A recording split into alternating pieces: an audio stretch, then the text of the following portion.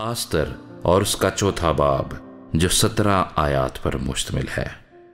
جب مردکی کو وہ سب جو کیا گیا تھا معلوم ہوا تو مردکی نے اپنے کپڑے پھاڑے اور ٹاٹ پہنے اور سر پر راکھ ڈال کر شہر کے بیچ میں چلا گیا اور بلند اور پردرد آواز سے چلانے لگا، اور وہ بادشاہ کے پھاٹک کے سامنے بھی آیا، کیونکہ ٹاٹ پہنے کوئی بادشاہ کے پھاٹک کے اندر جانے نہ پاتا تھا۔ اور ہر صوبے میں جہاں کہیں بادشاہ کا حکم اور فرمان پہنچا، یہودیوں کے درمیان بڑا ماتم اور روزہ اور گریہ زاری اور نوحہ شروع ہو گیا، اور بہتیرے ٹاٹ پہنے راکھ میں پڑ گئے۔ اور آستر کی سہیلیوں اور اس کے خواجہ سراؤں نے آ کر اسے خبر دی۔ تب ملکہ بہت غمگین ہوئی اور اس نے کپڑے بھیجے کہ مردکی کو پہنائیں اور ٹاٹ اس پر سے اتار لیں، پر اس نے ان کو نہ لیا۔ تب آستر نے بادشاہ کے خواجہ سراؤں میں سے حتاک کو، جسے اس نے آستر کے پاس حاضر رہنے کو مقرر کیا تھا، بلوایا اور اسے تاکید کی کہ مردکی کے پاس جا کر دریافت کرے کہ یہ کیا بات ہے اور کس سبب سے ہے۔ سہتاک نکل کر شہر کے چوک میں جو بادشاہ کے پھاٹک کے سامنے تھا مردکی کے پاس گیا۔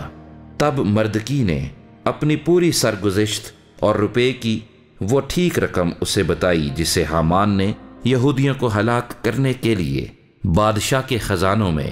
داخل کرنے کا وعدہ کیا تھا، اور اس فرمان کی تحریر کی ایک نقل بھی جو ان کو ہلاک کرنے کے لیے سوسن میں دی گئی تھی اسے دی، تاکہ اسے آستر کو دکھائے اور بتائے اور اسے تاکید کرے کہ بادشاہ کے حضور جا کر اس سے منت کرے اور اس کے حضور اپنی قوم کے لیے درخواست کرے۔ چنانچہ حتاک نے آ کر آستر کو مردکی کی باتیں کہہ سنائیں۔ تب آستر حتاک سے بات کرنے لگی اور اسے مردکی کے لیے یہ پیغام دیا کہ بادشاہ کے سب ملازم اور بادشاہی صوبوں کے سب لوگ جانتے ہیں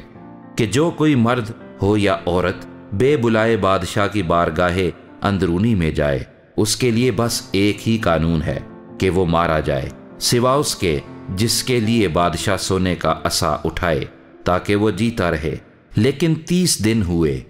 کہ میں بادشاہ کے حضور نہیں بلائی گئی۔ انہوں نے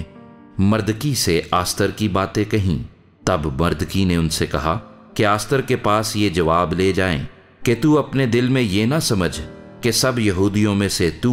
بادشاہ کے محل میں بچی رہے گی، کیونکہ اگر تو اس وقت خاموشی اختیار کرے تو خلاصی اور نجات یہودیوں کے لیے کسی اور جگہ سے آئے گی،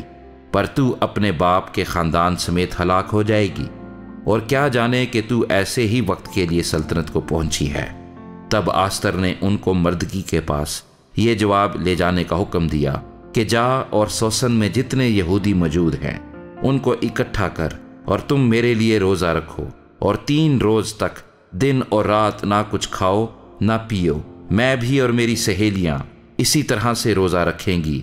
اور ایسے ہی میں بادشاہ کے حضور جاؤں گی جو آئین کے خلاف ہے، اور اگر میں ہلاک ہوئی تو ہلاک ہوئی۔ چنانچہ مردکی روانہ ہوا اور آستر کے حکم کے مطابق سب کچھ کیا۔